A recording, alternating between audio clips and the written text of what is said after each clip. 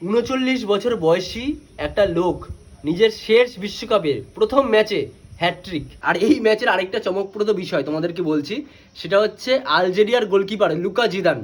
হ্যাঁ, real Madrid আর ফ্রান্সের সাবেক লেজেন্ড, অন্যতম সেরা সেরা কোচ, অন্যতম সেরা প্লেয়ার, অন্যতম সেরা মিডফিল্ডার জিনেদিন জিদানের পুত্র আলজেরিয়ার হয়ে আজকে বিশ্বকাপে প্রথম ম্যাচে গোলকিপিং করতে নেমেছে লুকা জিদান। আজ সেটাই স্টেডিয়ামে বসে দেখছে জিদান, আর মাঠে ৩৯ বছর বয়সী মেসি হ্যাট্রিক করছে। গ্রেটেস্ট অফ অল টাইম ভাই, সেই একই ফিনিশিং, একই ধরনের ফিনিশিং, সেই পাসিং, সেই ড্রিবলিং, সেই দৌড়, যেন সেই 23 বছরের মেসি।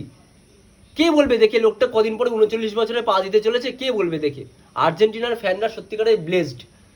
মানে বাকি যে 10 জন খেলছে না আর্জেন্টিনার টিমে, তাদের নিয়ে আলোচনা করবে যে তুমি কোনো জায়গায় রাখে না এই লোকটা। যতক্ষণ খেলে মাঠের সব আলো, সব লাইমলাইট এই একাই নিয়ে চলে যাচ্ছে, আর কিছু করারও নেই। এই বিশ্বকাপে গোল্ডেন বুটের তালিকায় রেসে শীর্ষে কে? 39 বছর বয়সী এই লোকটা।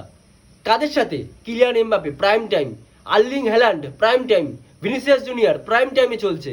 এদেরকে বলা হচ্ছে নাকি এরা অতি দানবীয় পারফরমেন্স করছে। তাহলে 39 বছর বয়সী এই লোকটাকে তুমি কি বলবে?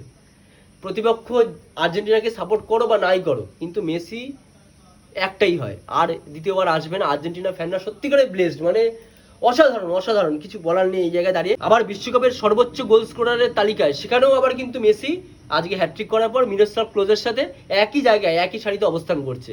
তো বিশ্বকাপ শেষ হওয়ার আগে অনেক রেকর্ড আরও ভাঙবে, অনেক রেকর্ড গড়বে। তো চলো দেখতে থাকো, শুভকামনা আর্জেন্টিনা ফ্যানদের জন্য।